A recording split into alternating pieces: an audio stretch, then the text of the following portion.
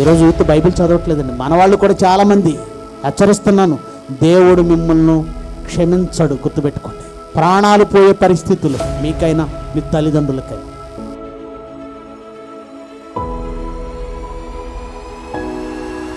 Bible చదవా? దేవుని వాక్యాన్ని చదవా? నేర్చుకోవా? దేవుని కోసం బ్రతకవా? యవ్వనాన్ని ఇచ్చింది దేనికి దేవుడు? ఎందుకనైనా దేవుడు యవ్వనాన్ని ఎందుకు ఇచ్చాడు? ఇంత బలమైన ఈ దేహాన్ని ఎందుకు ఇచ్చాడు?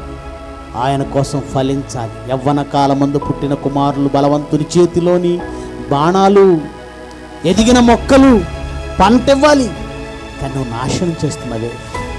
వ్యసనాలకు బలవుతున్న వాళ్ళు కొందరు, శరీరంలో ఉన్న తప్పుడు కోరికలకు మోసపోయి వ్యభిచారపు కోపంలో చిక్కుకునే వాళ్ళు కొందరు, ప్రేమ పేరుతో మోసపోయి జీవితాలను బలి చేసుకుని ప్రాణాలు తీసుకునే వాళ్ళు కొందరు. యవనస్తులారా, మీ ప్రాణాలు తీసేది మీ చేతిలో ఉంది. మీ జీవితాలను నాశనం చేసేది మీ చేతిలో ఉంది. దానికి దూరంగా ఉండండి. మంచికి ఉపయోగించండి. దేవుని వాక్యాన్ని షేర్ చేయడానికి ఉపయోగించండి.